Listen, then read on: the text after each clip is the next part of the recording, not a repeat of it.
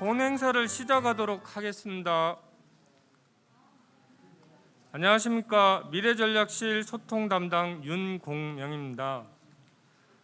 아동학대 피해제로 어린이 인권이 보장되는 어린이 안전도시를 만들기 위하여 전문가와 국민의 의견을 듣는 자리를 갖고자 올해 세 번째 비전 공감 포럼을 개최하게 되었습니다. 이번 포럼은 코로나19 확산이 진정되지 않아 사회적 거리두기 방역 지침에 따라 제한된 인원만 참석하게 되었습니다. 많은 분들이 포럼에 비대면으로 참석할 수 있게 인천 중구TV 유튜브로 실시간 중계를 하고 있으니 현장에서 함께하지 못하시는 국민 여러분께서는 유튜브를 통해 포럼에 참가해 주시기 바랍니다. 오늘 행사 진행 순서를 말씀드리겠습니다. 국민의례, 내빈 소개, 그리고 개회사 축사 순으로 개회식 행사를 하고 두 분의 발제와 종합토론, 그리고 질의응답 순으로 오늘 포럼을 진행하겠습니다. 그럼 지금부터 아동학대 근절을 위한 어린이 인권 제고 방안 2021 중구 비전 공감 포럼을 시작하겠습니다. 먼저 국민의례가 있겠습니다. 내외 기분 여러분과 참석자분들께서는 자리에서 일어나 모두 정면에 있는 국기를 향하여 주시기 바랍니다. 국기에 대한 경례!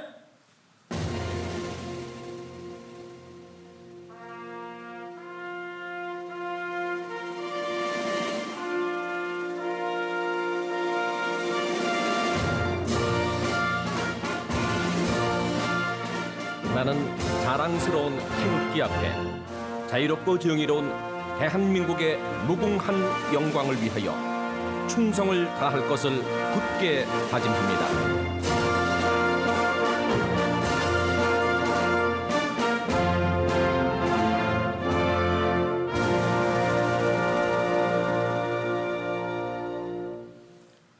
바로 모두 자리에 앉아 주시기 바랍니다.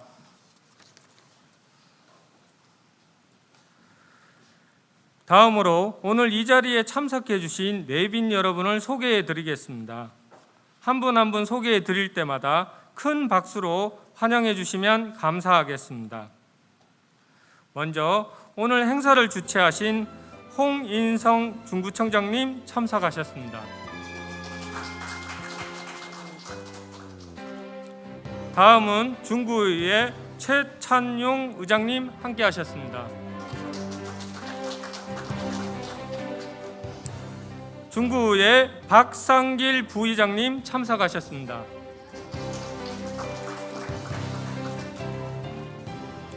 정동준 중구의회 의원님 참석하셨습니다.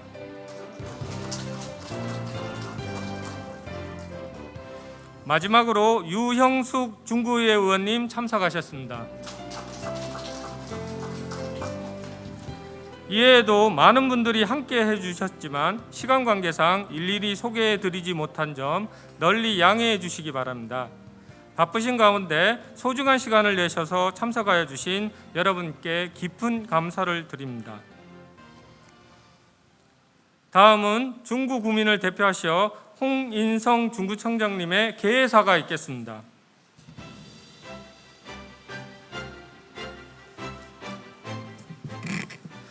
안녕하세요. 반갑습니다. 중구청장 홍인성입니다.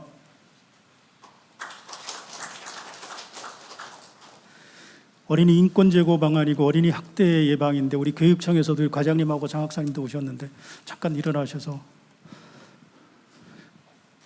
우리 남부교육지원청에서 과장님하고 우리 장학사님 오셨습니다. 또 그리고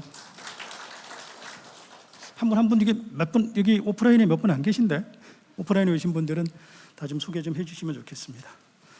요즘 하도 바빠서 축사를 제대로 못 읽어보고 와서요. 제가 축사를 좀 읽겠습니다. 우리 의장님이 막 웃으시는 게 제가 원고 보고 읽는 걸 별로 안 좋아해서. 안녕하십니까. 중구청장 홍인성입니다. 코로나19 확산세가 아직 진정되지 않아 조심스럽게 추석 연휴를 보냈을 텐데 그래도 아쉽지만 가족 친지들과 함께하면서 즐거운 시간을 보냈을 거라고 생각합니다. 코로나19 상황이 아직은 어렵지만 그래도 위기 상황을 극복하는 우리 국민들 여러분의 협조가 있어서 백신 수급을 많이 좀 진행했었고, 우리 중구도 1차 접종은 74%가 됐었고요. 완전 접종하신 분들이 43% 정도 됩니다. 정부에서는 한 80% 정도 되면 위드 코로나 개념에서 진행을 하려고 하고 계시고, 그 부분이 10월 말 11월 초 정도면 이제 위드 코로나로 가지 않을까, 그런 방역 그 대책의 이제 방향을 좀 전환하고 있습니다. 그 부분을 하기 위해서는 우리 국민들이 많이 좀 협조를 해주시고, 특히 이제 백신 접종에 대한 부분을 많이 좀 같이 협조해 주시면 코로나19를 빨리 극복하고 우리가 소중한 일상을 회복하는 그런 시간이 되지 않을까 싶습니다. 코로나19 상황 때문에 많이들 어려웠었지만 그 어려움을 극복해낸 모습이 어쩌면 우리가 새롭게 희망을 만들어가는 부분이 아닐까, 그런 생각을 해봅니다. 오늘 이렇게 중구 비전 공간 포럼을 개최할 수 있었던 것도 우리의 미래를 만들어가는 하는 부분으로 역할을 해나가는 것이 아닌가, 그리고 앞으로도 점점 많은 준비를 해가는 과정이 아닐까, 그렇게 생각합니다. 방역 지침을 지키기 위해서 온라인으로 함께 해주신 국민들께도 깊이 감사드리고, 또 바쁜 의정 활동에도 우리 최창룡 의장님을 비롯한 의원님들도 많이 참석해 주셔서 정말 어린이 안전에 대한 부분, 학대 예방, 또 인권에 대한 부분에 대해서 서로 관심을 가지고 나아가는 방면이 아닐까 생각합니다. 또 많은 우리 교수님들을 비롯한 전문가들께서도, 또 현업에 계시는 분들께서도 많이 참석해 주셔서 좋은 의견들을 주시고, 그 소중한 의견들을 담아내서 정말 우리의 어린이들이 안전하고 희망을 가지고 행복을 찾아가는 그러한 자리가 될 것 같습니다. 조금 후에 그 발표하고 토론으로 참석해 주신 모든 분께 미리 깊이 감사드립니다. 이번 포럼을 통해서 어린이 안전도시 중구를 위해 지혜를 모으는 자리로, 그동안 우리가 어린이 안전도시를 만들기 위해서 노력해왔던 과정을 잠깐 말씀을 드리면, 지난해 10월부터 어린이 안전을 위한 전담팀을 신설하고 종합적이고 체계적으로 어린이 안전 종합 대책을 추진했습니다. 실제 2019년 후반기부터 했으니까요, 2년 정도 되어졌죠. 그렇게 이제 우리 TF팀을 구성해서 3개 전략으로 25개 중점 실천 과제를 발굴해서 진행해 오고 있고요. 발굴된 과제들은 1단계로 한 2021년까지는 하고, 또 2단계로 2023년까지 지속적으로 추진해서 어린이 안전사고 예방과 또 안전의식 제고, 그걸 중점적으로 노력하고 있고, 조례로 제정했는데 조례가 좀 부족한 부분이 있어서 수정해서 지난 3월에 인천광식 중구 어린이 안전조례를 전면 개정에 가까울 정도로 수정하고 진행했습니다. 그런 과정에 또 신광초등학교에서 가슴 아픈 일들이 발생해서 우리가 교통, 환경, 건설, 통합로 이런 모든 부분에서 다양하게 대책을 협의했고, 우리 인천시, 인천경찰청, 그리고 남부교육지원청과 같이 협업해가지고 어린이 안전 문제, 또 스쿨존 문제에 대해서 우리가 굉장히 많이 집중적으로 노력하고 개선해서, 또 학부모들도 많은 의견을 주셔서 잘 준비했고, 또 많은 안전한 시설들을 만들었습니다. 최근에 우리 인천경찰청장도 같이 오셔서 방문해 주셨고, 시장님도 같이 방문해 보면서 혹시 더 부족한 부분이 뭐가 있을지 찾아보고 고민하는 시간들도 가졌습니다. 지난번에 사고를 냈던 분은 굉장히 큰 중형이 선고되어져서 사회적인 경각심도 다시 한번 불러일으키게 됐던 것 같고, 우리들이 앞으로 해나가는데도, 일을 해나가는데 많은 도움이 될 것 같습니다. 그리고 우리 중구에서는 어린이 안전에 대한 대책으로 1년에 260억 정도의 종합적인 비용을 들여서 계속 추진해 오고 있고요. 앞으로도 더욱더 확대시켜 나갈 계획이며, 어린이 안전에 대한 계획을 짰던 것을 이제는 국제 안전도시 인증을 도전하는 그런 방향으로 방향을 전환해서 5개년 계획으로 올해부터 이제 준비하고 있습니다. 우리 중구가 어린이 안전뿐만 아니라 중구가 국제적인 안전도시로 인정을 받는다고 하면 주민들이 그만큼 더 자부심도 가질 거고 미래에 대한 희망도 더 만들어갈 수 있을 거라고 생각합니다. 근데 어린이 안전에 대한 부분을 얘기하고 생각해 보면, 그동안에 우리의 관습적이고 좀 사회적인 훈육에 대한 부분들이 많이 지금 세대의 달라진 가치와 적응하지 못하는 부분들이 많이 있다고 느껴지기도 합니다.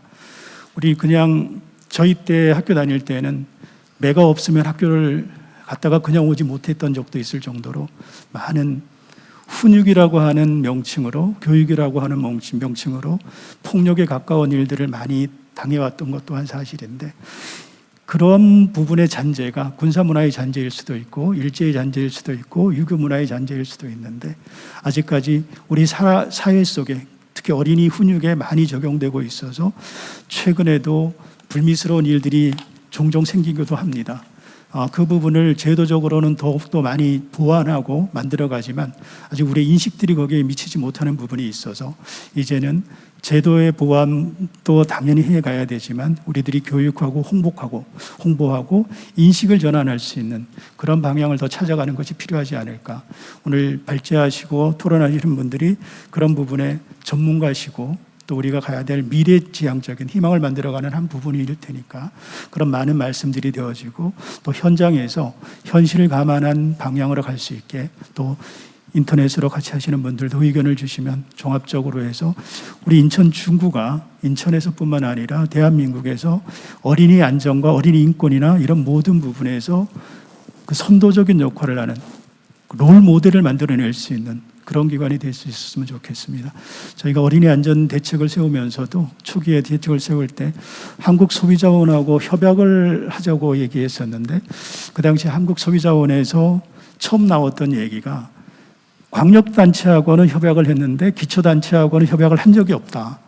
이제 그런 말씀을 처음 해주셔서 실제 저희가 더 협의하고 진행하는 과정 속에는 광역단체는 제도적이고 정책적인 부분을 한다고 하면 기초단체가 그 제도를 실제 주민들 삶 속에서 녹여내고 있다는 걸 느껴서 전국 최초로 소비자원하고 협약을 체결하고 어린이 안전에 대한 대책을 같이 강구하고 교육하고 홍보하는 부분을 해나왔던 기억이 있습니다. 누군가가 첫 걸음을 내어 디디면 그 걸음이 시금석이 되어지고 방향이 되어져서 많은 사람들에게 새로운 부분으로 갈 수 있는 기회가 된다고 생각합니다. 그런 기회를 우리 인천 중구에서 만들어가고 이 자리에 계시는 분들이 동참해주고 그렇게 했을 때 참 아름다운 대한민국을 만드는 미래 희망을 만드는 또 지속 가능한 발전을 만들어내는 큰 역할이 되리라고 생각합니다. 지금까지 좀 살아오면서 많은 역할을 했는데 우리 중구가 원도심은 역사 문화가 살아있는 박물관의 보건가입니다. 그 부분으로 인해서 중국에서 청년긴구 역사거리 조성도 하고 계양장 역사문화 순례길도 조성하고 답동성당 이제 관광자원화 사업 등을 추진하고 있고요. 또 원도심이다 보니까 삶의 불편한 요소도 참 많이 있어서 신흥답동 공간마을 도시 재생 사업도 진행하고 또 재개발 재건축 등 그런 정비 사업도 지원하고 있고 그렇게 해서 조금 더 생활이 편리하고 질적으로 나은 도시를 만들어 가려고 노력하고 있고 영종 국계도시에서는 생활 인프라가 굉장히 부족해서 공공시설 복합화해서 복합시설 속에서 문화, 복지를 같이 겸할 수 있는 그런 부분을 2024년까지 하기 위해서 생활 SOC 사업에 66억을 지금 받았고 그래서 이제 설계 중에 있습니다. 차질 없이 진행될 수 있도록 노력해 갈 것이며 평생학습관은 내년 8월에 준공 예정이고요. 그리고 청소년 수련관은 내년 3월에 준공 예정인데 그러면 좀 부족한 인프라들이 조금 더 확충되면서 우리 청소년들 또 학생들 부모님들도 편하게 좀 생활하지 않을까 그런 생각을 해봅니다. 그것뿐만 아니고 이제 자전거 도로라든가 친환경적인 부분에 대한 것들도 많이 좀 조성하고 있습니다. 우리 중구의 특성이 원도심하고 영종으로 나눠져 있고 그것도 바다로 나눠져 있어서 양쪽을 균형 발전해 가면서 특색에 맞게 진행해 나가는 부분이 굉장히 필요하다고 생각합니다. 그런 부분을 많이 더 노력해 가도록 하겠습니다. 코로나19 상황이 지속되면서 취약계층의 그 생계 안정이라든가 또 지역경제 활성화, 공공근로 사업이라든가 지역 공동체 사업 등을 일자리 창출을 통해서 조금 더 힘이 될 수 있는 그런 역할도 해나가고 있습니다. 오늘 포럼에서 논의되고 얘기되어지는 일들이 우리의 미래를 만들어가는 새로운 한 부분이 될 수 있기를 바라면서 끝까지 많이 참석해 주시고 한절기에 건강관리를 잘 했으면 좋겠습니다. 고맙습니다.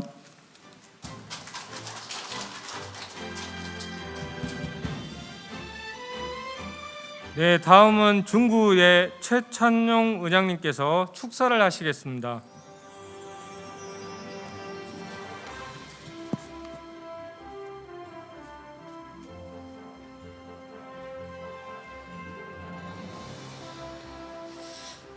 존경하고 사랑하는 우리 중구 구민 여러분, 다시 한번 인사 올리겠습니다. 중구의 의장 최찬용입니다.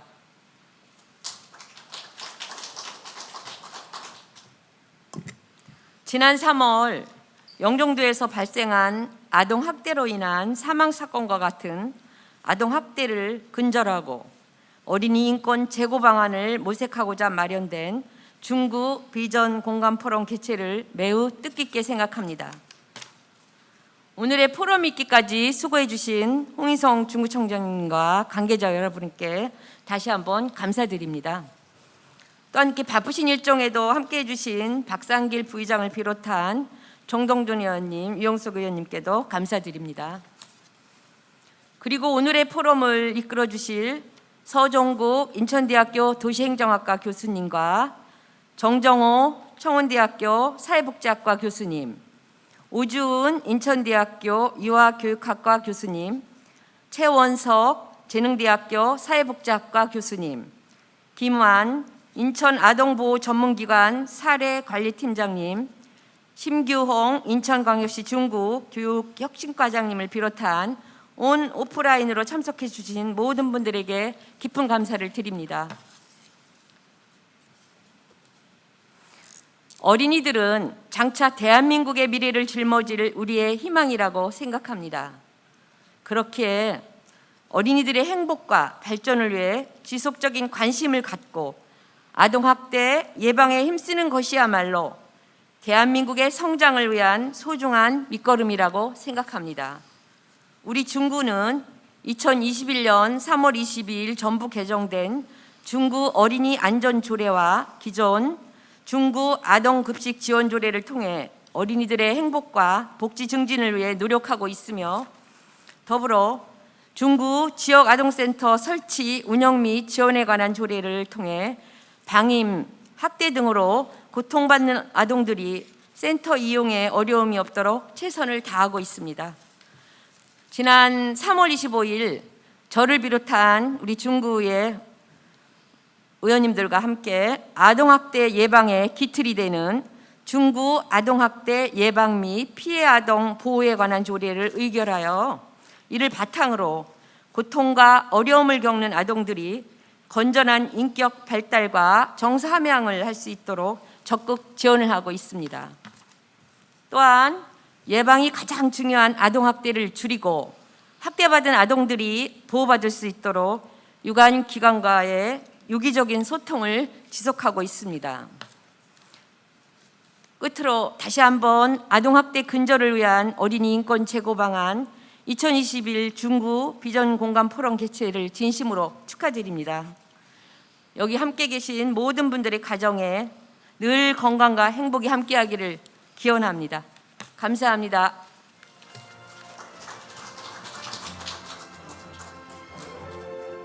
본 포럼에 참석하신 분들에 대해서 저희들이 잠시 소개를 드리겠습니다. 방역 지침 준수를 위해서 저희가 50명 이상 집합이 어려워서 저희들이 일부 관련 있으신 분들 위주로 초청을 하다 보니까 좀 어떻게 보면 대부분 온라인으로 이렇게 참석할 수 있도록 되었습니다. 그래서 지금 이 행사장에 오신 분들 간단하게 소개를 해드릴 테니까 호명되신 분들은 저 카메라를 보고 한번 인사를 한번 해주시면 될 것 같습니다. 예, 먼저 남부교육청의 이선화 교육복지사님 참석하셨습니다. 예, 그리고 중부경찰서의 고효주 학대 예방 경찰관님 참석하셨습니다. 예, 그리고 인천 가정위탁 지원센터의 김기만 팀장님 참석하셨습니다. 그리고 유경순 비둘기 어린이집 원장님 참석하셨습니다. 그리고 민간 어린이집 연합회 서희 회장님 참석하셨습니다. 예, 가정 어린이집 연합회 백경란 회장님 참석하셨습니다. 예, 그리고 아까 청장님 말씀하신 도중에 말씀드렸던 남부교육지원청의 초중교육과 최영신 과장님 참석하셨습니다. 예, 남부교육지원청 학교혁신팀의 유혜경 팀장님 참석하셨습니다. 예, 이상으로 개회식 행사를 마치고 잠시 본 포럼을 진행하기 위한 자리 정리가 있겠습니다. 시작해 보도록 하겠습니다.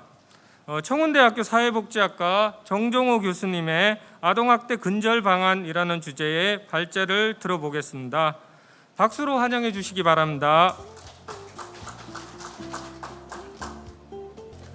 다시 인사드리겠습니다. 청운대학교 사회복지학과의 정정호 교수입니다. 반갑습니다.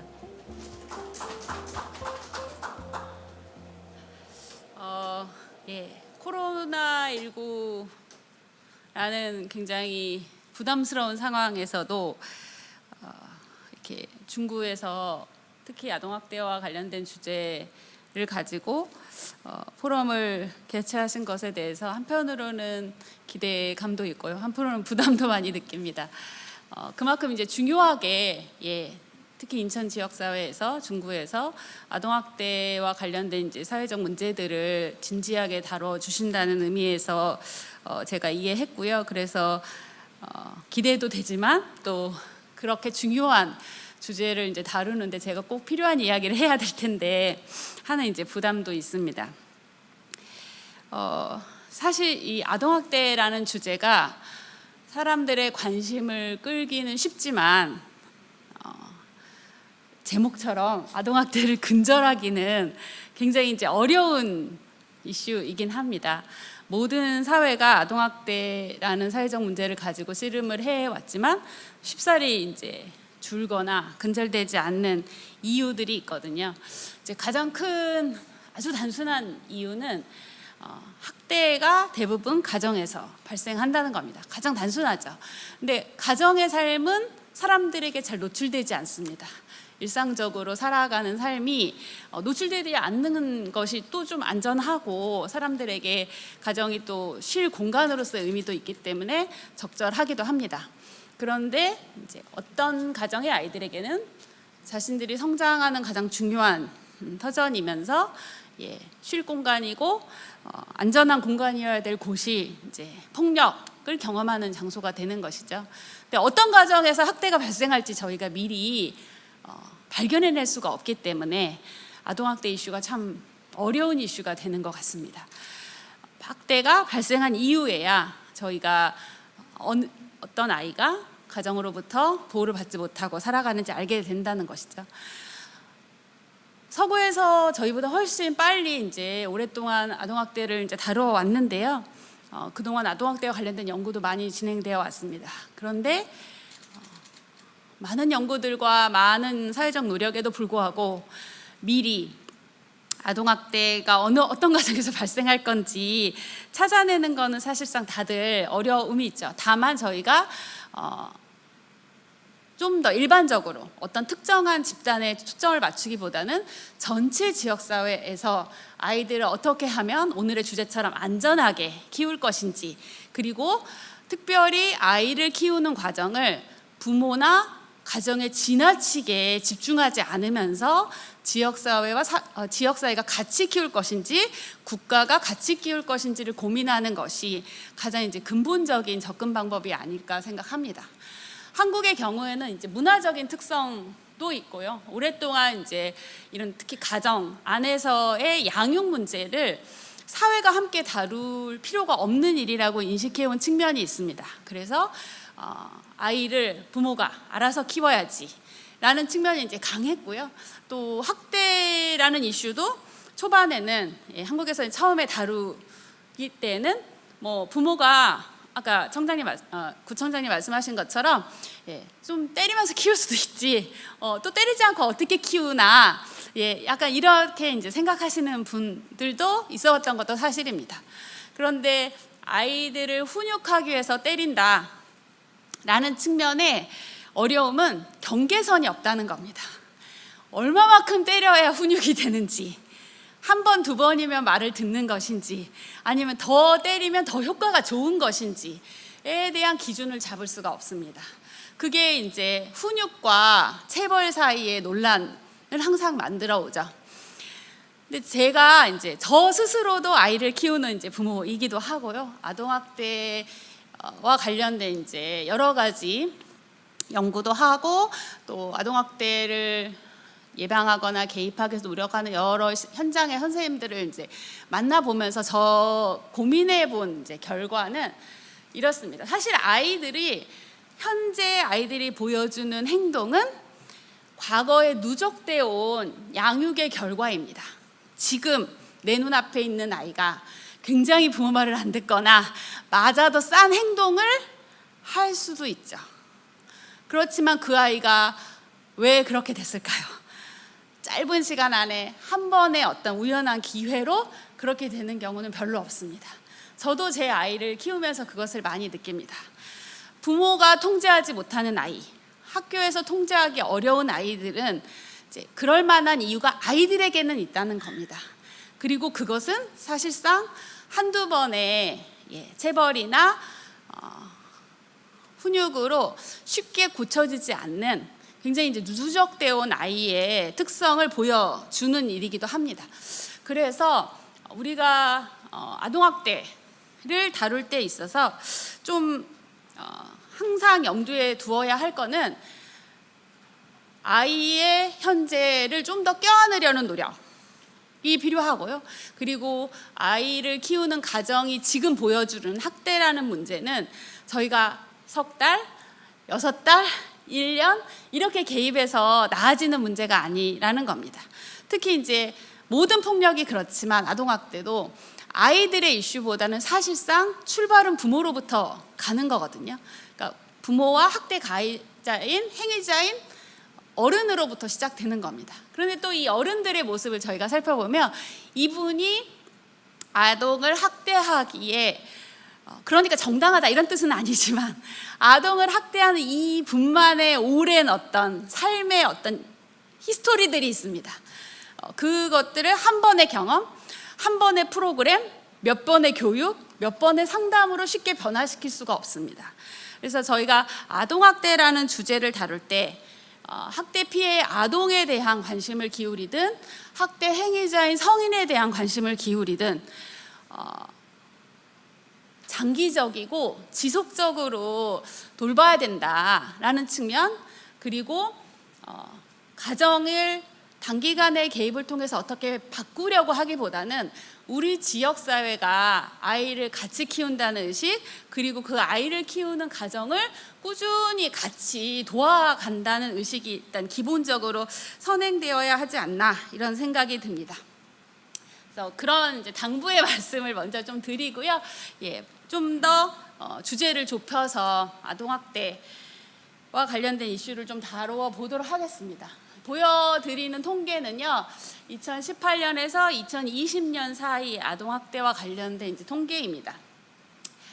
보시면 아시는 것처럼 인천에 이제 2018년도에 인천에서 아동학대 사례로 이제 통계가 3,033명입니다. 그리고 2018년 2,106명입니다. 2019년도에 3,033명이고요. 2020년에 이제 비슷한 숫자를 유지하고 있습니다. 2018년에서 2019년 사이에 거의 1,000명의 아동학대 사례가 증가를 하셨음을 확인하실 수 있습니다. 이유가 뭘까? 아마도 그 시점쯤에 단 하나의 원인을 찾을 수는 없지만 신고율이 높아지고 아동학대를 경험한 아이들을 많이 확인해내는 거는 그 사이에 학대가 좀 더 증가했다 이런 측면도 있지만 우리 지역사회에서 학대를 경험하는 아이들을 더 많이 발견해내고 있다라는 측면으로 해석하는 경향이 더 강합니다. 그러니까 갑자기 짧은 시간 안에 1,000명이나 되는 아이가 새로이 이전엔 학대를 경험하지 않았는데 학대를 경험하게 됐다 이렇게 해석하는 경우는 별로 없고요. 이제 지역사회에서 아동학대에 대한 심각성을 많이 인식하고 지역사회 주민들이나 신고 의무자들의 감수성이 굉장히 높아지면서 이전에는 사소하게 지나쳤던 이제 학대 피해 아동들에 대해서 새로이 신고하고 이제 개입하려는 노력을 하게 됐다라는 쪽에서 지금의 증가 추세를 저희가 그렇게 부정적으로만 보진 않습니다. 그러니까 학대가 발생하는 것 자체는 당연히 부정적이지만 이 학대 사례가 증가하는 것 자체는 어떤 면에서는 감추어졌던 아동학대 사례가 드러나는 면이 있기 때문에 결국 이제 드러나야 해결할 수 있는 측면이 있거든요. 그래서 그런 의미에서는 조금 이제 긍정적으로 보는 면도 있다, 이렇게 말씀을 드리는 겁니다. 그 다음 데이터는 피해 아동 발견율입니다. 발견율은 이제 아동 인구 1000명당, 그 지역 사회에서 아동 인구 1000명당 아동 학대로 판단된 피해 아동 수를 의미합니다. 보시면 아시는 것처럼 인천은 2018년에 피해 아동 발견율이 2.42입니다. 2019년은 2.28, 2282명, 2019년에 제가 4.98이고요. 2020년은 5.4입니다. 그러니까 신고율 앞에 이제 아동학대 사례가 증가한 것만큼 발견율도 증가했음을 이제 확인하실 수 있을 겁니다. 한국 같은 경우는 이전에 비하면 신고율이 이제 높아지는데 신고된 경우 중에 아동학대로 실제로 판단되는 경우가 상당히 이제 높은 편입니다. 그래서 피해 아동 발견율이 이제 실제 아동학대로 판정되는 경우가 좀 이제 많은 거죠. 신고된 경우 중에 아동학대로 실제로 이제 확인되는 경우가 많은 거죠. 아동학대와 관련해서 저희가 이제 여러 차원에서 논의를 하지만 크게 예방과 개입과 이제 재학대 발생과 관련된 이제 큰 세 가지 축으로 제가 오늘은 조금 말씀을 드리고 싶습니다. 일단 좀 전에 축사하실 때 이제 하신 말씀처럼 무엇보다 저희가 바라는 거는 아동학대가 발생하지 않고 예방되는 것이죠. 예방될수록 우리 지역에서 학대로 인해서 고통당하는 아이들이 적을수록 당연히 너무 바람직하고 행복한 일입니다. 그래서 예방이 중요한데요. 예방은 이제 크게 전체 지역사회 분들에 대한 아동학대 인식률을 높이고 그리고 신고를 많이 할 수 있도록 아동학대에 대한 이제 민감성을 높이고 아이들에게는 자신의 권리에 대한 인식을 높이는 이런 측면의 일반적인 이제 교육이 일단 있습니다. 그리고 최근에는 이제 그런 측면에서의 노력도 사회적 노력도 많이 이루어지고 있습니다. 특히 어린이집이나 유치원 또 학교를 통해서 아이들에게 아동 권리 교육을 하는 측면이 강해지고 있기 때문에 실제로 아동학대를 신고하는 사람이 아동 본인인 경우가 늘고 있습니다. 물론 좀 악의적으로 이용하는 경우도 일부 들리긴 하지만 그런 혼란이 있다 하더라도 1차적으로는 아이들이 자신의 권리에 대해서 인식하고 신고할 수 있다는 것은 바람직한 것으로 일단 생각해 볼 수 있습니다. 왜냐하면 좀 전에 말씀드린 것처럼 아동학대가 통상적으로 많은 경우에는 가정이라는 사적인 영역에서 이루어지기 때문에 가족 안에 있는 구성원이 아닌 다른 사람들을 쉽게 발견할 수가 없거든요. 그래서 아이들이 스스로의 권리를 인식하고 학대가 발생했을 때 자신을 보호할 수 있는 조치를 취한다는 것은 그 자체로는 이제 바람직한 측면이 높다고 생각합니다. 그런데 이제 이 일반적인 교육이라는 것의 효과성이라는 것이 또 확인하기가 굉장히 좀 어렵습니다. 그리고 모든 지역사회 주민들에게 기본적인 이제 아동학대 교육을 하는 것 외에는 계속 그런 폭넓은 수준의 예방 노력을 기울이기도 어렵습니다. 그래서 조금 더 이제 초점을 맞춰서 아동학대가 발생하기 쉬운 집단을 좀 더 표적화해서 좀 더 타겟팅을 좁혀서 하고자 하는 욕구가 이제 아동학대를 다루려는 모든 사람들에게 아동학대에 개입하려는 모든 사람들에게 있습니다. 그래서 외국에서도 우리나라에서도 꾸준히 관련된 연구가 이제 진행되어 왔는데요. 참 애석하게도 발생 양상이나 행위자의 특성이나 가족의 특성이나 이런 이제 위험 요인들이 너무너무 다양합니다. 그래서 쉽게 이 범위를 좁혀가기가 굉장히 어렵습니다. 그래서 아동학대가 발생한 가정 또는 행위자가 어떤 특징적인 특성을 가지고 있다라고 말하기가 어렵다는 겁니다. 그래서 예방에 있어서는 하나의 개입 전략으로 충분하다라고 말하기는 어렵고요. 보다 이제 지역사회에 있는 이전의 경험을 통해서 서비스가 필요하고 가정에서의 양육의 역량이 부족한 이제 가정들에 대해서 좀 더 개별적으로 좀 더 세세하게 접근하는 방식이 보다 효과적이다, 이렇게 얘기할 수 있겠습니다. 단일한 아동학대 예방 전략을 짤 수 없다라는 측면을 이제 먼저 말씀을 드리고요. 일단 또 신고율을 높여야 됩니다. 신고율, 좀 전에도 최근에 신고율이 그래도 높아지고 있다 이렇게 말씀을 드리긴 했는데, 일단 의심 사례에 대한 신고율이 계속 높아질 필요가 있습니다. 그래서 2020년에 신고된 38,000여 건의 아동학대 사례 중에서 신고 의무자에 대한 신고가 28.2% 정도로 지금 잡히고 있습니다. 그런데 외국의, 특히 이제 미국의 데이터와 비교했을 때는 이 신고 의무자의 신고가 조금 미약한 편입니다. 신고 의무자라 함은 쉽게 말하면 저희가 아이들의 삶을 좀 더 쉽게 들여다볼 수 있는, 아동과 가정의 삶에 좀 더 가까운 분들을 이제 직군별로 지정을 해서 이 분들이 아이들을 접하면서 아이가 학대를 경험하고 있는 것 같다, 확인할 수는 없지만 같다라는 의심이 들면 일단 신고를 하도록 요청을 하고 있는 건데요.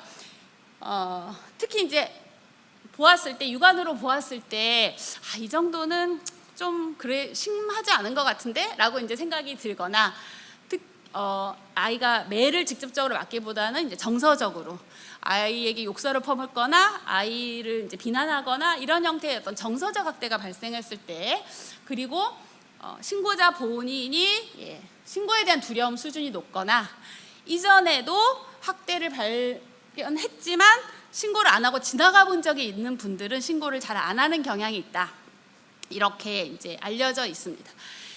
특히 좀 전에 말씀드린 것처럼 신고 의무자분들이 보통 아이와 가족의 가까이에 있는 분들이기 때문에 신고에 대한 부담이 높을 수밖에 없습니다. 내가 신고했을 때 과연 내가 신고했다는 사실이 알려지지 않을 수 있을까? 이 부모가 내가 신고했다는 걸 알게 되면 어떻게 하지? 이런 이제 부담들이 있어요. 그리고 신고를 하고 나면 또 당연히 이제 조사 과정에 이제 가서 이야기를 해야 되고, 그런 과정에서는 항상 자기가 노출될 수 있다는 것을 인식하고 계신 거죠. 왜냐하면 그 가정하고 그만큼 가깝기 때문에. 그래서 신고하기가 굉장히 어렵고요. 사실 이제 아까 구청장님 말씀하신 것처럼 우리나라에서는 오랫동안 이제 나도 맞고 컸어, 이렇게 이제 말씀하시는 어른들이 많습니다. 그래서 어른들 스스로가 나도 맞고 컸는데 괜찮은데, 나 별로 그거 학대, 나 멀쩡하게 잘 컸어, 학대 아니었어, 이렇게 내가 맞아서 사람 돼서 이렇게까지 얘기하시는 분도 저 봤거든요.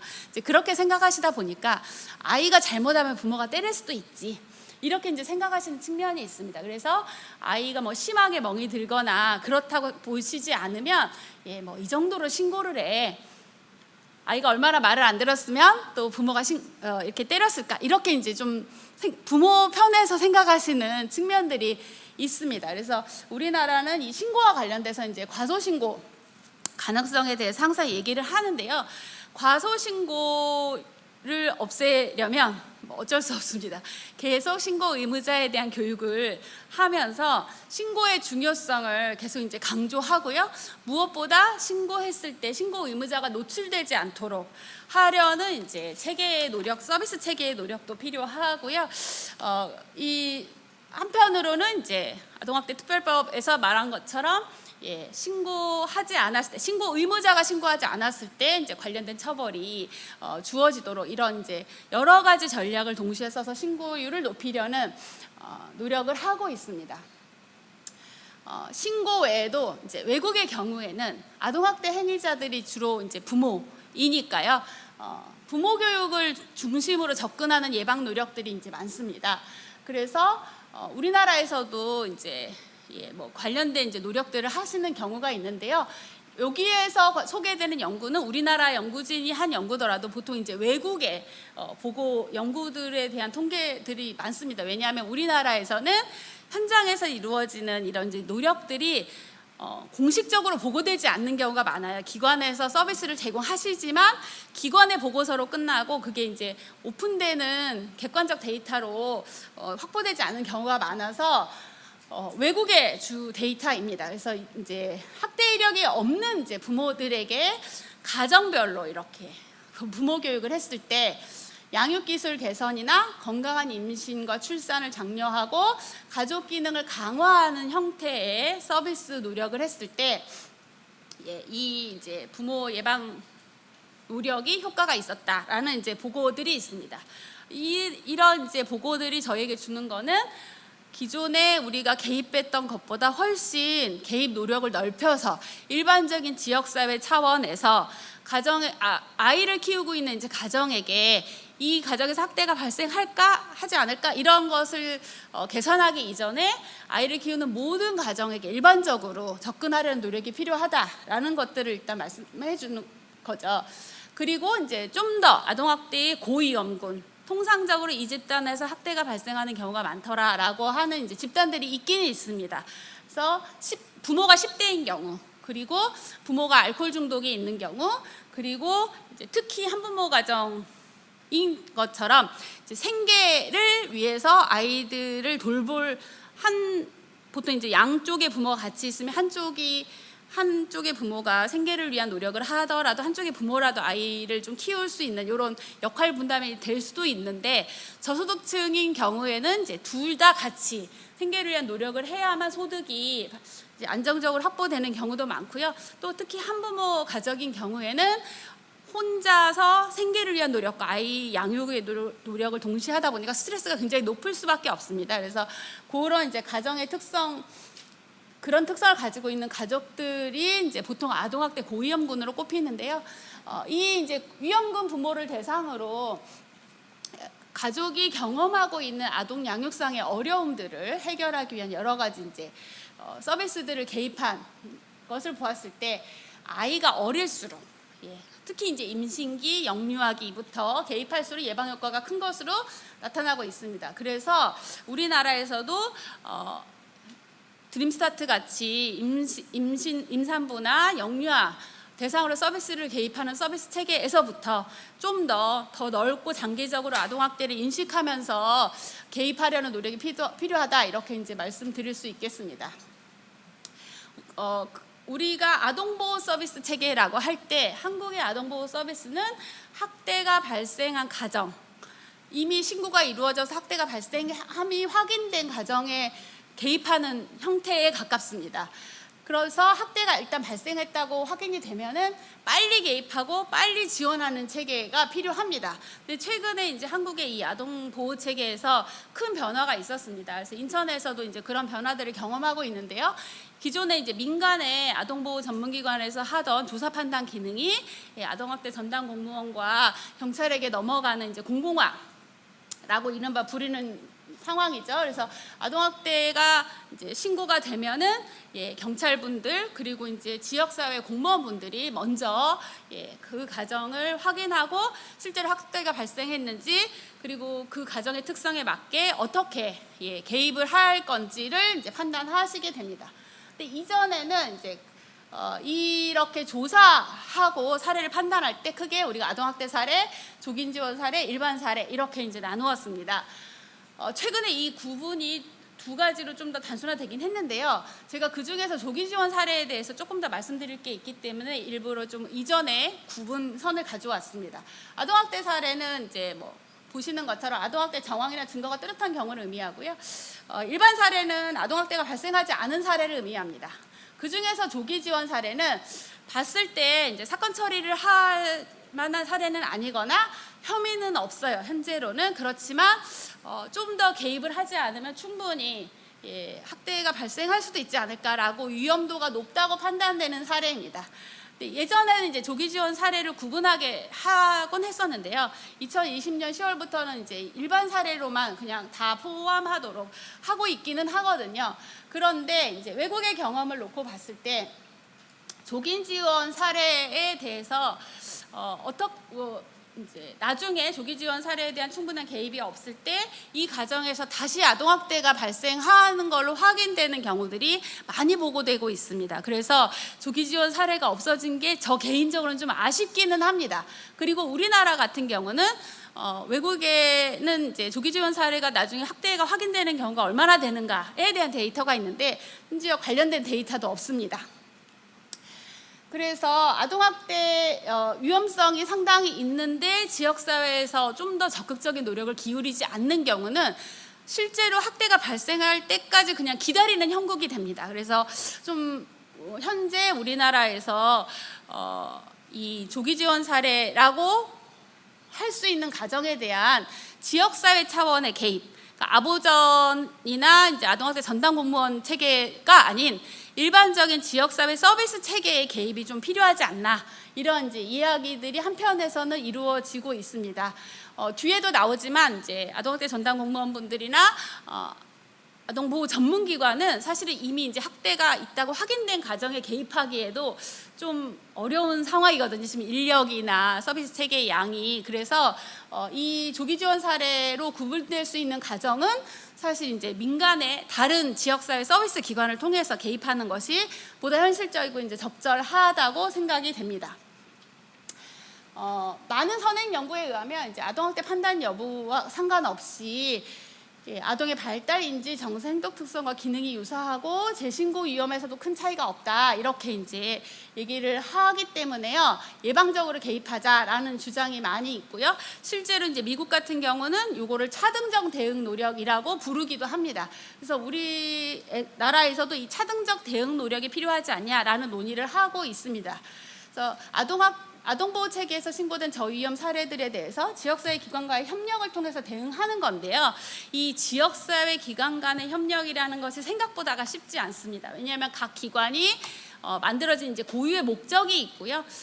현재 서비스를 제공하고 있는 다양한 집단들이 있기 때문에 본인들이 원래 목적상 서비스를 제공해야 되는 가정 외에 별도의 가정, 조기 개입 사례에 개입해야 되는 거라서 협력 체계를 만들기가 쉽지가 않습니다. 그래서 이것이야말로 지자체의 역할이 굉장히 중요하다라고 저희가 얘기하고 있는 측면입니다. 그래서 시군구의 아동보호팀, 희망복지지원단, 드림스타트와 같은 공공기관과 지역사회복지관, 건강가정지원센터, 학교, 이런 이제 전체적인 네트워킹 체계들을 지역사회 자치단체를 중심으로, 지역자치단체를 중심으로 구성해야 된다라는 주장들이 상당히 많이 이루어지고 있습니다.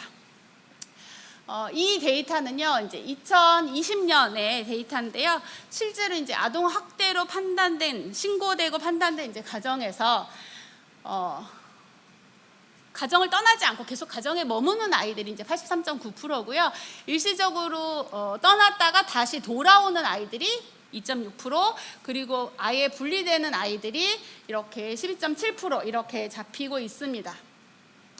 분리 조치 없이 원가정에서 보호되는 아이들은 상대적으로 가정에서의 위험도가 덜하다라고 나름 판단하시는 거죠. 그렇지만 계속 언급하는 것처럼 학대자의 대부분이 부모인 이상 현재 아이들을 무조건 분리하는 게 옳지도 않기 때문에 가정에서 계속 보호를 한다 하더라도 우리가 주기적인 모니터링을 하고 진지한 개입을 하지 않으면 학대 발생 가능성은 언제든지 있다고 얘기할 수 있겠습니다. 그래서 이 가정에 대한 이제 서비스들을 이제 우리가 하는데요. 이것에 대한 주 역할을 하는 이제 기관이 잘 아시는 바와 같이 아동보호 전문기관입니다. 그리고 관련된 서비스를 하면서 현재 학대 피해를 하는 아이들이 받은 이제 여러 가지 정서적인 발달상의 어려움들을 개선하려는 노력을 하고 학대 행위자들의 학대 행위와 관련된 이제 특성들을 변화시키려는 노력을 하면서 최종적인 목표는 다시 학대가 발생하지 않도록 재학대를 예방하는 것이 이제 주요 목표죠. 이 데이터는 2020년 데이터가 없어서 좀 아쉽지만 어쨌든 전국의 아동보호 서비스를 제공하는 아동보호 전문기관의 개수입니다. 인천은 사실 3개로 지금 나와 있지만 2020년에 1개가 증설되면서 4개인데요. 사실상 이제 인천의 넓은 지역적 환경과 그리고 거기에서 발생하는 이제 아동학대 피해율, 그리고 아이들에 대한 집중적인 서비스 노력이 필요하다라는 측면을 생각하면 이제 아동보호 전문기관 4개의 기관으로는 조금 역부족인 것도 사실인 것 같습니다. 지금 아동보호 전문기관에서 사례 관리에 집중하는 데 있어서 가장 이제 크게 겪는 어려움은 담당 인력이 부족하다는 것, 그리고 인력의 숙련도가 낮다는 겁니다. 이제 저희가 그건 뭐 인천에만 해당되는 상황은 아니고요. 전국적으로 이제 유사한 특성인 것 같아요. 올해 봄에 이제 아동학대와 관련된 이제 다른 학회 발표를 하면서도 그 얘기를 했는데, 사실 아동학대가 발생한 가정을 효과적으로 돕기 위해서 필요한 게 뭐냐? 그러면 가장 단순하게 돈과 사람입니다. 이제 기본적으로 가정의 특성과 아이의 어려움을 개선시키기 위해서 전문가가 개입을 해야 되는데, 전문가들이 너무 많은 아이들을 한꺼번에 담당하고 있는 경우에는 가정별로 집중하기가 굉장히 어렵거든요. 근데 학대 가정의 특성상 가정별로 인텐시브하게 집중하지 않으면 재학대 발생률이 높아집니다. 그래서 담당 인력이 이제 굉장히 많이 필요한 상태입니다. 한국은 이제 인천뿐만 아니라 전국적으로 아동 보호 전문기관의 담당 인력 한 분이 맡고 있는 사례 수가 64건으로 일단은 잡힙니다. 근데 집중적으로 개입하고 있는 사례가 이 정도인 거고요. 사실 이제 그 외에 가끔 모니터링 과정까지 합치면 이거보다 더 많이 잡힐 수도 있습니다. 그런데 외국의 경우에는 보통 특히 인텐시브하게 집중해야 되는 가정의 경우를 사례 관리자 한 분이 12개에서 14개 이상 잡지 못하도록 하고 있습니다. 그만큼 특정한 가정에게 더 집중적으로 더 장기적으로 오래 개입할 필요가 있다라는 것을 알고 있는 거죠. 그래서 우리나라도 이제 점차 한 번에 개선할 수는 없지만 점차 꾸준히 서비스 체계의 여건들을 개선해 가려는 노력이 필요합니다. 담당 인력이 부족한 건 쉽게 말씀드릴 수 있는데요. 이게 숙련도가 낮은 거는요. 아동보호 전문기관이 직업으로서 보면 굉장히 담당 인력들의 소진이 높고 스트레스가 높은 이제 직종입니다. 직군이에요. 그래서 이직률이 굉장히 높습니다. 그래서 최근에 아동보호 전문기관의 선생님들을 보시면 굉장히 인력이 젊어졌어요. 왜냐하면 오래 일하시던 분들이 지쳐서 많이 떠나셨거든요. 근데 젊은 분들로 경험이 없는 분들로 이루어지면 가정에 대한 개입이 숙련도가 낮아지고 전문성이 떨어지는 건 당연합니다. 그래서 이 담당 인력을 더 확충하는 것과 인력의 전문성을 확충하는 건 사실 서로 연결되어 있는 이슈입니다. 그래서 선순환을 만들기 위한 노력이 좀 필요하다라고 생각이 되고요. 특히 이제 학대의 특성상 가해자가 달라져야 되기 때문에 가해자의 특성을 이제 변화시켜야 되는데, 현재 우리 서비스 체계에서는 가해자가 거부했을 때, 법원 명령을 받지 않는 한 가해자가 거부했을 때 아보전에서 개입할 여지가 상당히 입지가 좁은 것도 사실입니다. 그래서 요거와 관련된 이제 측면도 개선이 필요하다라고 이야기가 나오고 있습니다. 마지막으로 사실 이 아동학대와 관련해서 하고 싶은 얘기가 너무 많습니다. 너무 많은데 이제 주어진 시간 안에서 그래도 좀 여러 가지 다루어 보고 싶은데, 좀 더 결론적으로 말씀을 드리면, 한국의 출생률이 낮은 거는 두말할 필요가 없이 다 아시는 일일 겁니다. 근데 이 출생률을 높이는 것도 쉬운 일이 아닌데요. 출생률을 높이려는 노력도 물론 필요하겠지만, 이미 우리 사회에 태어나서 자라고 있는 아이들을 가정이 좀 더 잘 돌볼 수 있도록 지원하는 체계가 마련이 되면, 그러면 아이를 낳으려는 가정도 자연스럽게 증가될 수 있을 거라고 생각합니다. 장기적인 선순환을 만들어갈 수 있어야 된다라는 거죠. 그래서 아동학대와 관련해서 사회적으로 지역적으로 개입하려는 많은 노력들이 우리 사회의 전반적인 건강성을 높이는 데 기여한다라는 이제 신뢰와 장기적인 전망을 가지고 중구에서도 더 많은 노력을 기울여 주시기를 기대하면서 오늘 발표를 마치도록 하겠습니다. 감사합니다. 네, 정종호 교수님 수고하셨습니다. 이어서 인천대학교 유아교육학과 오주운 교수님의 아동권리 제고 방안이라는 주제의 발제를 듣겠습니다. 박수로 오주운 교수님을 환영해 주시면 감사하겠습니다.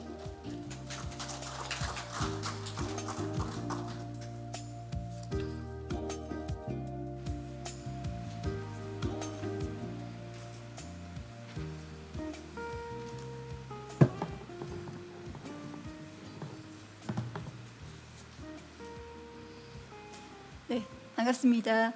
인천대 유아교육과 오주은 교수라고 합니다.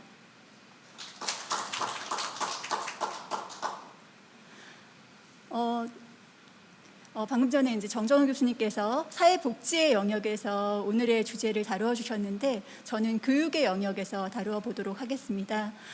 최근에 매스컴에서 어린이집, 학교, 그리고 교사가 아동학대와 관련돼서 굉장히 많이 주목을 받고 있습니다. 그런데 우리가 아동학대 문제를 해결하기 위해서 먼저 생각을 해야 하는 것은 아동 권리라고 할 수 있습니다. 왜냐하면 아동의 권리가 침해되는 그런 현상을 우리가 아동학대로 볼 수 있기 때문입니다. 그래서 오늘 저는 아동 권리 존중 보육이라는 개념이 있습니다. 아동 권리 존중 보육, 조금 넓게는 이제 아동 권리 존중 교육으로 갈 수 있는데, 아동 권리 존중 보육의 개념을 여러분들께 소개해드리고, 이 개념으로 접근할 때 우리 학교 현장 그리고 우리 사회가 어떻게 바뀔 수 있는지에 대해서 설명하고, 또 우리가 어떤 것들을 더 해야 하는지에 대해서 제안을 드리고자 합니다. 네, 그럼 먼저 아동 권리 존중 보육의 개념을 여러분들께 좀 설명을 해드려야 되는데요. 명문화된 개념은 일단은 잠시 포인터가 유엔 아동 권리 협약의 내용을 기초로 하고 있고요. 유엔 아동 권리 협약의 일반 원칙에 따라 영유아의 발달, 생존, 교육, 참여와 관련된 기본 권리를 보장하고 증진하여 건강하고 행복하게 성장 발달하도록 보육을 제공하는 것이다 라고 저희가 개념을 이해를 할 수 있습니다. 네, 이 개념으로 우리가 이제 접근을 할 때 보육기관과 교사에 대한 관점이 어떻게 전환이 되느냐. 우선은 보육기관과 교사가 단순히 영유아의 안전을 보호하는 그런 차원의 돌봄을 제공하는 것이 아니라 권리 존중을 실행하고, 그리고 교육할 수 있는 그런 장소로 바뀌게 되고, 그리고 더 나아가서 아동 권리의 실천과 수호자로서의 교사의 역할을 확장할 수 있는 그런 확장의 가능성을 열어주는 그런 관점이 될 수 있습니다. 그래서 이제 유엔 아동 권리 협약의 일반 원칙을 우리가 이 아동 권리 존중 보육에서 기초하고 있다고 했는데, 원칙을 한번 살펴볼 필요가 있을 것 같습니다. 이 기본 원칙은 4가지가 있습니다. 비차별, 모든 아동은 어떠한 이유와 관계없이 차별받지 않고 동등한 권리를 누려야 한다. 네. 그리고 아동 최선의 이익이 있습니다. 아동과 관련해서 우리가 무슨 어떠한 결정을 내려야 할 때 가장 우선적으로 아동의 권리, 아동의 최선의 이익을 먼저 고려를 해야 한다는 것이지요. 그 다음에 생존 발달의 권리, 아동은 특별히 생존과 발달을 위해 다양한 보호와 지원을 받아야 한다. 그리고 아동의 의견 존중, 아동은 자신의 생활에 영향을 주는 일에 대해 의견을 말할 수 있으며, 그리고 그 의견은 존중받아야 한다. 네, 이렇게 설명을 드리면 대부분은 저 정도는 우리가 알고 있고 실천할 수 있을 것 같아 라고 이야기를 많이들 하십니다. 그런데 실제로 봤을 때 여기에 있는 이 4가지 원칙 중에서 특별히 2번째, 4번째에 대해서 사회적인 인식, 그리고 교사들의 인식은 실제로는 그다지 높지 않습니다. 그러니까 우리가 무언가를 아동을 위해서 결정을 한다고 하지만 실제로는 사회적 이익이나 혹은 성인의 관점에서 그러한 결정을 내리는 경우가 훨씬 많고요. 그리고 4번째를 조금 더 봐주셔야 하는데, 아동의 의견을 존중해야 한다는 것. 성인의 관점에서는 우리가 상대하는 이 아동이라는 대상이 어떻게 보면 굉장히 존재감이 미약할 수 있기 때문에 이들의 의견에 우리가 경청을 하고 이들의 의견을 발휘할 수 있는, 그래서 참여할 수 있는 기회를 주는 것이 중요하다라는 것을 생각하는 것이 생각보다 어렵기 때문입니다. 네, 그래서 이제 아동 권리에 대한 인식, 사회적 인식이 어떠한지 좀 현황을 살펴볼 필요가 있을 것 같습니다. 그래서 2020년 작년에 사회적으로 아동 권리 인식도 조사가 있었습니다. 아동 권리 보장원에서 이루어졌는데요. 조사 대상은 총 2,192명이고요. 성인이 1,000명이고 아동은 조금 더 많아서 1,100명 정도가 됩니다. 그리고 조사 내용 같은 경우에는 유엔 아동 권리 협약의 내용을 기반으로 이제 조사 내용이 구성이 되어 있는데요. 일단은 아동 권리가 얼마나 중요한지 각각의 항목들을 제대로 인식을 하고 있는지, 그것과 그리고 실제로 이것이 그 권리가 잘 지켜지고 있는지, 얼마나 체감을 하고 있는지 그 체감 정도에 대한 내용입니다. 그래서 여기 각각의 영역들이 나타나는데, 네, 여기 있는 이 색깔들을 좀 잘 기억을 해주셨으면 좋겠습니다. 추후에 결과를 볼 때 이 색깔들이 각각의 항목에 나타나게 되기 때문에 직관적으로 여러분들이 이해를 하시기가 쉬우실 것 같아요. 그래서 우선 여기 보듯이 파란색이랑 초록색 같은 경우에는 앞서 말씀드렸던 유엔 권리 협약의 기본 원칙과 관련된 것들, 그리고 아동의 의견 존중하는 것과 아동의 시민적 권리와 자유, 참여 이런 부분에 대한 내용이 들어가 있고요. 빨간색과 같은 경우에는 아동이 이제 폭력 같은 것에서 자유로워지고 안전해질 수 있는 권리를 의미합니다. 그리고 노란색은 가정 환경과 대한 양육, 장애 기초 보건과 복지, 교육, 여가 및 문화생활, 그리고 보라색은 특별 보호 조치 같은 것이라고 생각을 할 수 있습니다. 일단 결과의 개요를 봤을 때는 아동과 성인이 권리 인식에 대해서 굉장히 간극을 보이고 있다라고 하는 부분이 있습니다. 구체적으로 한번 아동과 성인을 나눠서 여러분들께 보여드리고자 합니다. 네, 아동입니다. 제가 이제 많은 결과들 중에서 시간상 몇 가지 결과만 가지고 왔는데요. 아동이 아동 권리에 대한 인식도와 체감도가 차이가 큰 그런 항목들, 이제 순위적으로 5순위까지를 정리를 해온 것입니다. 네, 이거는 무슨 이야기냐? 그러니까 아동이 이 항목들은 굉장히 그 권리가 중요하다라고 인식을 하고 있는데 그 중요도의 인식에 비해서 실제로는 굉장히 그 권리가 지켜지지 않고 있다라고 하는 거죠. 그래서 인식도와 중요하다라고 생각하는 것과 체감도가 이만큼 간극이 있는 것을 이야기를 합니다. 그래서 직관적으로 보실 때 그 위쪽에 3순위까지가 빨간색으로 되어 있죠. 그래서 폭력이나 학대와 같은 것에서 안전하게 보호받는 보호권과 관련된 것이 중요하지만 실제로는 잘 안 이루어지고 있는 것 같다라고 이야기를 하고 있고요.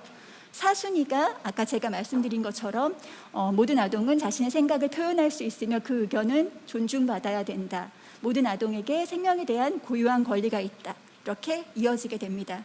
그래서 4순위 참여권과 관련된 의견 존중과 관련된 그 권리를 조금 이따가 성인과 비교를 해볼 때 여러분들이 차이를 보실 수 있을 것 같아서 제가 좀 빨간색으로 해놨습니다. 그리고 이제 좌측에 보시면은 아동 권리의 교육 경험이 나오는데 아동의 경우에는 아동의 권리가 무엇인지에 대해서 알고 있고 이전에 교육받았던 경험이 있다를 한 절반 정도가 네라고 이야기를 하고 있습니다. 네, 성인을 한번 보겠습니다. 성인 같은 경우에는 이제 아동과 차이가 나죠. 아동 권리에 대해서 교육을 받은 경험이 한 24%, 25% 정도밖에 4분의 1 수준이어서 아동에 비해서는 한 절반 정도라고 볼 수 있겠습니다. 자, 성인의 인식도와 체감도와 관련해 가지고 여러분들이 보셔야 되는 거는 이 위쪽에 있는 아동 권리 인식도 부분을 보시면 될 것 같습니다. 여기에서 보실 것이 하위 5개 문항을 고른 것입니다. 그러니까 아동의 권리가 중요하다고 이러한 권리가 있다고 잘 생각을 하지 못하는 것들이 1순위부터 쭉 나열되어 있다고 볼 수 있겠죠. 제가 앞서서 직관적으로 파란색이나 초록색과 관련된 것이 아동의 참여나 의견 존중과 관련되는 것이라고 했는데 그 부분이 이렇게 위쪽에 자리를 하고 있습니다. 그래서 모든 아동은 원하는 집회나 모임에 참여할 수 있고 가입할 권리가 있다. 그리고 의견을 개진할 그런 권리가 있다. 정보에 접근할 권리가 있다. 이런 부분들에 대해서 성인은 잘 인식하고 있지 않더라 하는 현실을 우리가 볼 수가 있습니다. 네, 그렇다면 이제 성인과 아동은 비교를 해봤는데요. 교육 현장에서 교사는 아동의 권리에 대해서 어떻게 인식을 하고 있을까? 앞서 말씀드린 그 조사에서는 이제 교사가 빠져 있어서 가장 최근에 나온 연구를 제가 가지고 왔습니다.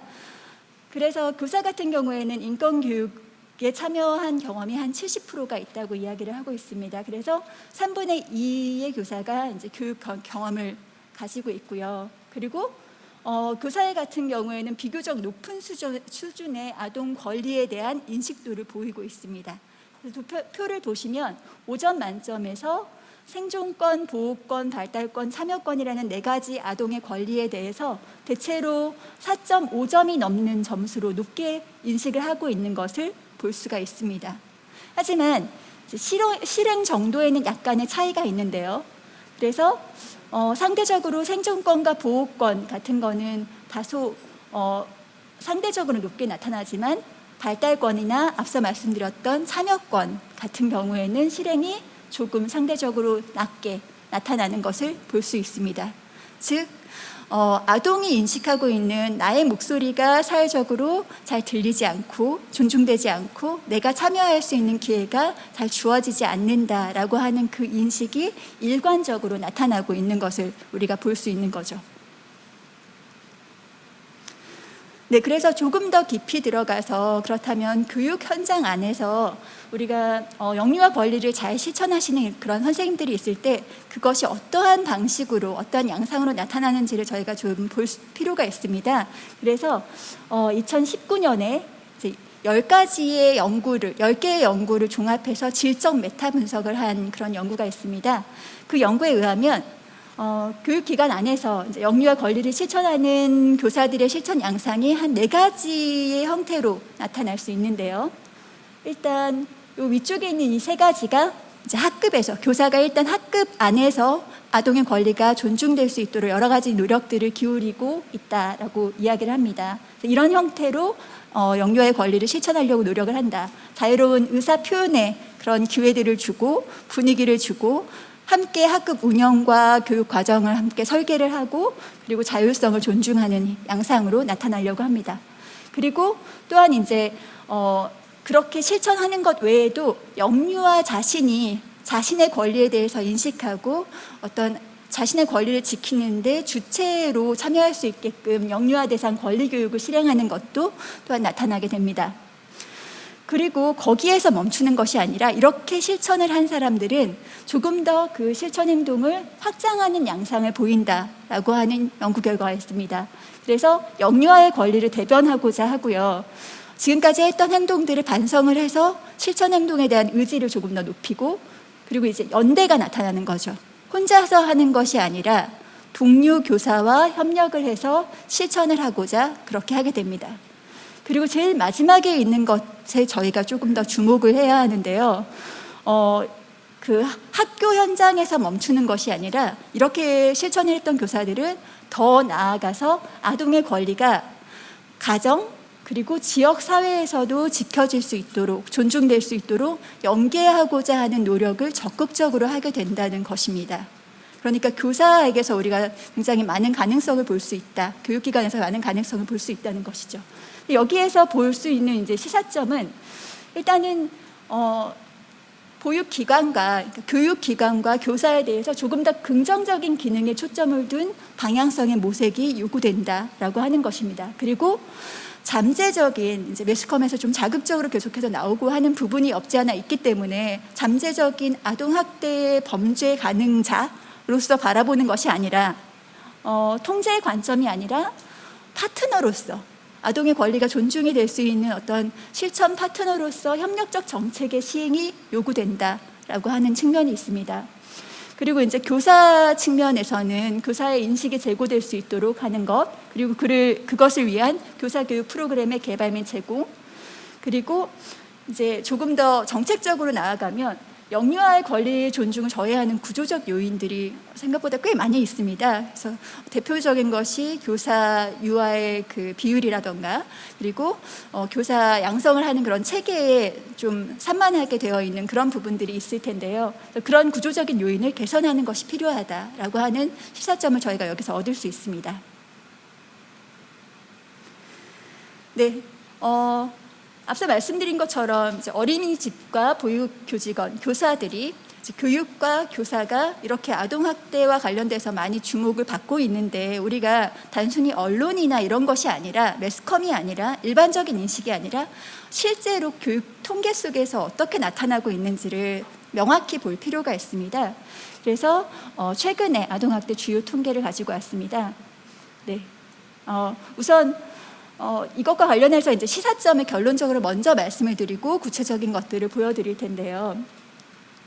영유아의 권리 대변하고 가정 지역사회와의 연계 등 교육기관과 보육교직원이 긍정적 역할을 할 필요가 있다는 그런 사회적 요구가 있다는 것, 그것을 통계 속에서 우리가 엿볼 수 있고요. 또 한 가지는 이를 위해서 교사 교육이나 지원의 필요성이 있다는 것을 또한 엿볼 수 있습니다. 네. 앞서 이제 정정우 교수님께서 통계를 굉장히 잘 짚어주셨는데요. 앞서 말씀해주신 것처럼 신고 및 발견율이 한국은 피해 아동 발견율이 국외에 비해서 현저히 떨어집니다. 그래서 지금 보시는 직관적으로 잘 보실 수 있도록 그림으로 준비가 되어 있는데 미국에 비해서 한 3분의 1 수준으로 또 보실 수 있을 것 같고요. 그 다음에 신고 의무자 신고 비율이 굉장히 낮은 걸 볼 수 있습니다. 그래서 전체 신고 의무자 중에서 23% 정도밖에 안 된다는 것, 전체 신고자 중에서 그 부분도 볼 수 있고요. 그 다음에 발생 장소가 우리가 생각하는 것보다 교육기관이나 보육기관 내에서 발생하는 것이 그다지 높지는 않다는 것도 주목하실 만합니다. 그래서 지금 여기에 보면 어린이집에서 나타나는 것이 4.6% 정도로 나타나고요. 앞서 교수님께서 말씀해 주신 것처럼 가정 내에서의 아동학대는 80%에 가까이 되어 있습니다. 그리고 가정과 가까운 지역사회, 집 근처인 뭐 길가 이런 것들도 있고요. 그래서 영유아 보육기관보다 가정을 포함해 지역사회에서 발생하는 비율이 매우 높다는 것을 우리가 볼 수 있고요. 이러한 발생 장소와 관련해 가지고 앞서 말씀드린 것처럼 교육기관과 교육 현장과 교사가 조금 더 긍정적 기능을 할 수 있는 그러한 것을 우리가 모색해야 한다라고 볼 수 있겠습니다. 자, 아까 이제 어린이집에서의 발생 비율이 4.6% 정도였다고 했는데 그럼에도 불구하고 이제 이런 말씀을 하실 것 같아요. 아동학대 발생 장소로서 어린이집이 점점 늘어나고 있지 않느냐, 그런 건수가 많아지고 있는 거는 사실이지 않느냐라고 이야기를 하실 텐데 여기에 보면 우리가 이제 이 어린이집에서의 아동학대 발생이 증가하는 것과 관련해서 봐야 하는 것이 보육교직원의 신고 의무자의 신고가 늘어나고 있다는 것을 또 함께 봐야 합니다. 그래서 2014년에 비교했을 때 2019년이 약 2배 가까이 이렇게 증가하고 있죠. 그래서 증가 추이에 비슷한 경향성을 보이고 있습니다. 그래서 앞서 이제 정정우 교수님께서도 말씀을 하셨는데 이러한 감수성이 조금 높아지고 인식이 많아지고 신고 의무자가 의무를 다하는 이런 부분에서 이 증가가 그러니까 감추어졌던 것들이 조금 늘어나는 부분들이 있다. 그래서 증가 추이가 약간은 신고 의무자의 신고가 늘어난 것 때문에 영향을 받은 부분도 있다라고 보시면 될 것 같습니다. 피해 아동 비율 및 아동보호 전문기관 앞서 나왔었는데요. 우리가 이제 서울특별시와 광역시 전체를 봤을 때, 네, 안타깝게도 인천이 가장 높습니다. 인구 1000명당 4.98명 정도가 나오고요. 평균은 3.8명 정도였죠. 그리고 기간당 아동수라던가 아동학대 사례 자체도 굉장히 높습니다. 하지만 아동보호 전문기관은 부족한 상태이고요. 네, 그러면 이제 보육교사는 아동학대에 대해서 어떻게 인식을 하고 있고 그 문제의 원인은 무엇이라고 분석을 하고 있고 해결할 수 있는 방안은 무엇이라고 제안을 하고 있는지 현장의 목소리를 한번 보도록 하겠습니다. 어린이집 아동학대 원인에 대해서 이제 교사가 어떻게 인식을 하고 있냐면 3가지의 영역으로 인식을 하고 있습니다. 아동의 요인이 있을 것이고 교사의 원인이 있을 것이고 그리고 환경적인 요인이 있을 것이다 라고 설명을 하고 있지요. 네. 그래서 아동의 요인은 주로 이제 행동 문제적인 부분을 이야기를 하고 있고요. 교사들이 더 집중을 했던 부분은 사실은 교사의 요인과 환경적인 요인입니다. 가장 많이 집중을 한 것은 환경적인 요인이었고요. 그래서 교사 요인을 한번 보시면 직무 스트레스가 가장 높은 요인으로 이야기가 되고 있고 감정 조절 및 통제력이 한계가 있다. 직무 때문에. 그리고 아동 문제 행동에 대한 대처 능력에 대해서 잘 교육받지 못했고 이제 그런 능력들이 부족한 부분이 있다라고 이야기를 하고 있습니다. 그리고 환경적인 요인에서 이제 높은 것을 한번 보면요. 아까 제가 지적해 드린 것처럼 교사 대 아동 비율이 굉장히 큰 문제이고 그다음에 과도한 업무량이라던가 장시간 근무하는 시간 이런 것들이 환경적인 요인으로 아동학대를 만든다라고 이야기를 하고 있습니다. 그렇다면 이것을 이제 종합해서 아동학대 예방, 앞서서 예방이 중요하다고 했고 권리가 존중이 돼야 되는 것이 중요하다고 말씀을 드렸는데요. 그러기 위한 개선사항, 현장에서 이야기하는 개선사항은 무엇이냐면 우선은 교사 대 아동 비율을 낮추는 것이 굉장히 시급하다라고 거의 70% 가까이를 이야기를 하고 있습니다. 그렇죠? 그리고 나서 교사 처우 부분도 이야기를 하고 있습니다. 교사의 처우가 높아져야 또 아동 학대가 예방이 되고 교사가 권리 존중에 좀 더 적극적으로 나설 수 있게 된다. 그리고 교사 휴게 시간이라던가 앞서 말씀드린 그런 구조적인 문제인 교사 양성 과정 부분에 보완이 필요하다라고 이야기를 하고 있습니다. 또한 하나 보실 만한 것은 하루 일과 중 업무 강도나 스트레스가 높은 시간들이 조금 몰려 있다는 것입니다. 그래서 높은 것이 지금 급식 시간이지요. 네, 그리고 낮잠 시간도 있습니다. 그리고 오전 자유놀이 시간 등이 있죠. 그래서 이렇게 교사가 업무 강도나 스트레스가 높은 그런 시간이 있다면 그 시간을 조금 더 집중해서 우리가 지원하고 보조 인력을 집어넣어 줄 필요가 있다라고 하는 부분이겠죠. 네, 그래서 이제 종합적으로 여러분들께 영유아 권리 제고를 위해서 교육기관과 그리고 교사의 입장에서 제언을 좀 드리고자 합니다. 우선은 누누이 말씀드린 것처럼 아동학대 예방 중요하죠. 그런데 이것을 이끌기 위해서 우선은 권리 쪽으로 집중을 하고 권리 존중으로 관점을 전환하는 것이 중요합니다. 그렇게 해서 이 관점을 통해서 기관과 교사를 통제의 대상이 아니라 아까 말씀드린 것처럼 파트너십, 네, 협력의 대상으로 바라보고 조금 더 많은 그런 가능성들을 우리가 모색해 볼 수 있다라고 얘기를 하고 싶고요. 그 다음에 아동 권리 인식과 실천에 대해서 이제 교사 측면에서는 다양한 교사 교육 프로그램을 개발해서 지원해 줄 필요가 있겠죠. 그리고 아동학대 신고 의무자 교육, 이 부분도 굉장히 중요합니다. 그래서 이 부분에 대해서 강화하고 아동 권리 침해에 대한 교사의 감수성과 대처 능력을 높여줄 필요가 있습니다. 네, 그리고 이제 아동 권리에서 앞서 잘 지켜지지 않는 부분이 영역이 참여권 부분이라고 했습니다. 그리고 아동들의 의견에 귀를 기울여 주고 존중해 주는 부분이라고 이야기를 했죠. 그래서 영유아의 참여권과 의견을 제시할 수 있는 그러한 기회들을 늘려주려고 교육 현장에서 노력이 필요하고요. 그리고 영유아 대상으로 본인들도 이거는 이제 다른 학교급에서도 마찬가지일 것입니다. 그래서 아동들이 스스로가 권리의 주체라는 것을 알 수 있도록 권리 교육을 강화시켜줄 필요가 있습니다. 네, 그리고 또 한 가지 제가 이제 정책적으로 제언드리고 싶은 것은 영유아 권리 존중을 저해하는 구조적인 요인들을 개선할 필요가 있습니다. 그래서 굉장히 높은 우리나라는 OECD 국가들 중에서도 굉장히 높은 편에 속하는데요. 그리고 우리가 교육 과정이 바뀌어서 학습자 중심적인, 놀이 중심적인, 그리고 활동 중심적인 그런 교육이 중요하다라고 하는데 지금의 이런 유아 교사 비율로서는 그것을 실행하기가 쉽지가 않습니다. 그래서 이런 비율을 좀 낮춰주셔야 될 필요가 있고요. 그리고 교사의 처우가 개선이 될 필요가 있습니다. 그래서 교사들이 스스로 자긍심을 느끼고 뭔가 긍정적인 역할을, 그러니까 자신의 학급과 학교를 떠나서 더 넘어서 많은 것들을 실행하고자 하는 그런 역할을 감당할 수 있게끔 여러분들이 도와주시면 좋겠습니다.